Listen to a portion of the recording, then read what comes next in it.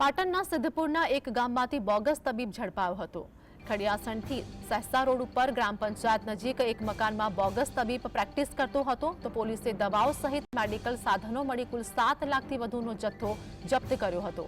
કાકોસી police મથકે નકલી doctor વિરુદ્ધ ફરિયાદ નોંધાવી હતી। ઉલ્લેખનીય છે કે પાટણ જિલ્લામાં બોગસ તબીબ પકડવાની ઝુંબેશ ચાલી રહી છે।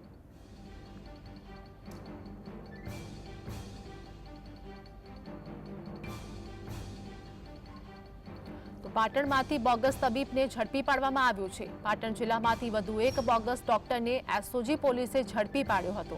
આ સાથે જ અનેક મુદ્દામાલ પણ જપ્ત કર્યો છે। સિદ્ધપુરના સહેસા રોડ પર એક મકાનમાંથી બોગસ તબીબ પ્રેક્ટિસ કરતો હતો, જેમાં પોલીસે દવાઓ મેડિકલના સાધનો સહિત 7,000થી વધુનો મુદ્દામાલ પણ કબજે કર્યો છે અને આ સાથે જ આ તબીબને ઝડપી પાડવામાં આવ્યો હતો।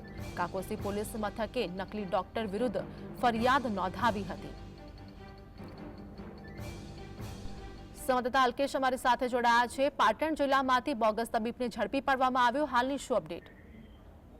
જે પાટણ જિલ્લામાં આરોગ્ય તંત્ર જાણે નિષ્ક્રિય હોય એની જગ્યાએ પાટણ એસઓજી અત્યારે હાલ જે રીતે કામગીરી કરી છે અને છેલ્લા લગભગ એકાદ મહિનાથી 20થી વધુ બોગસ ડોક્ટરોને ઝડપાયા। ત્યારે વધુ એક ડોક્ટર બોગસ જે સિદ્ધપુર પાસેથી પકડાયો છે। સિદ્ધપુરના ખડિયાસણ ગામે નકલી ડોક્ટર જે સારવાર કરતો હતો, બોગસ તબીબ સારવાર કરતો હતો, એનું નામ હતું સબીર અલી ધાંગર।